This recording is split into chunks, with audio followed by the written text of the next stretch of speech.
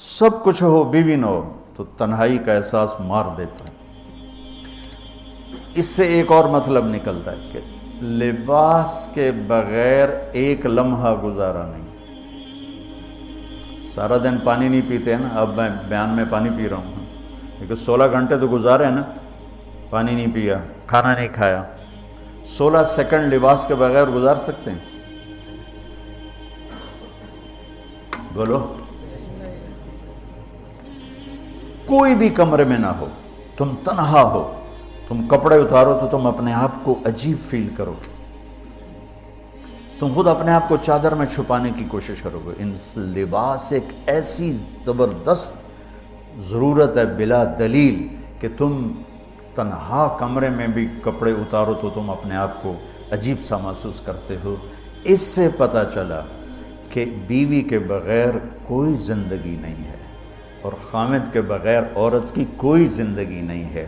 یہ ہمارا بدبخت معاشرہ ہندی کہ کسی بچی کو طلاق ہو جائے وہ گل سڑ کے مر جاتی، اس کی شادی نہیں ہوتی۔ کوئی جوان بچی بیوہ ہو جائے وہ سسک کے مر جاتی، اس کی شادی نہیں ہوتی۔ کوئی 40-50 سال کا ہو جائے مرد، اس کی بیوی مر جائے، کوئی اس کو لڑکی دینے کے لیے تیار کوئی نہیں۔ اور لباس کا لفظ بتاتا ہے کہ شادی کے بغیر انسان ننگا ہے، اور ننگے انسان کا کوئی کہیں بھی گزارا نہیں ہے۔ لفظ لباس بتاتا ہے کہ ہم اس چیز کو رواج دیں کہ شادیاں ہوں، بیوہ کی شادی ہو، مطلقہ کی شادی ہو، کوئی کس کی بیوی مر جاتی ہے۔ حضرت ابن مسعود کا فرمان ہے اگر میری موت میں 10 دن باقی ہوں تو بھی میں شادی کر لوں گا اگر میری بیوی مر جائے تو۔ ابو ہریرہ کہتے ہیں اگر میری زندگی میں 7 دن باقی ہوں اور میری بیوی مر جائے تو میں 1 ہفتہ بھی شادی کے بغیر نہیں رہوں گا، میں شادی کر لوں گا۔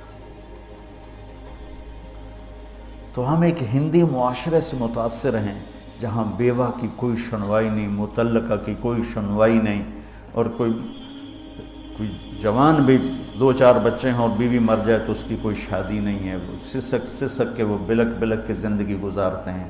ہم لوگ اس کو رواج دیں۔ لباس، لفظ لباس بتا رہا ہے کہ جیسے لباس کے بغیر ایک لمحہ آدمی چین سے نہیں بیٹھ سکتا، ایسے ہی اس رشتے کے بغیر زندگی میں کوئی خوبصورتی نہیں، کوئی حسن نہیں۔ میں نے جیسے کہا لباس سب سے قریب ہے، تو اس کے بعد بیوی کا حق سب سے پہلے آ جاتا ہے۔ ماں باپ کی طرف سے زیادتی آئے تو تمہارے ذمہ ہے اپنی بیوی کو بچاؤ، اللہ کے واسطے اپنی بیویوں کی حفاظت کرو۔ ہاں تمہاری بیوی کی طرف سے زیادتی آئے تو اللہ کے واسطے ماں باپ کی حفاظت کرو۔ تو اس کا مطلب یہ نہیں کہ تم ڈنڈا اٹھا لو، اپنے اخلاق ایسے بناؤ، سپرنگ بن جاؤ، سپرنگ جو فریشر سے کو قبول کر کے دب کے نیچے چلا جاتا ہے۔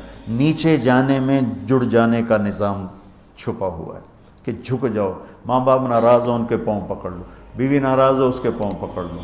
ذلت میں عزت چھپی ہوئی ہے، ساری زندگی کا تجربہ بتا رہا ہوں۔ ذلت، اللہ کی رضا کے لیے ذلت اٹھانے میں عزت چھپی ہوئی ہے۔ ہن لباس لکم، کتنا ہی مجھے غصہ چڑھا ہو میں اپنے کپڑے پھاڑوں گا، مجھے غصہ آ گیا میں نے اپنے کرتے پھاڑنے جو کسی یہ پاگل تو کرے گا، سمجھدار دوئے دا کرتا پاڑے گا، اپنا نہیں پاڑے گا۔ اب مجھے بیوی پہ غصہ چڑھ گیا تو میرا لباس ہے، اس کو تار تار کر دوں، گالیاں دوں، تھپڑ ماروں، تو ایسے جیسے میں اپنے کرتے کو پھاڑ رہا اور اپنے کرتے کو تار تار کر رہا۔ بیوی کو غصہ چڑھے تو وہ اپنے کپڑے پھاڑتی ہے۔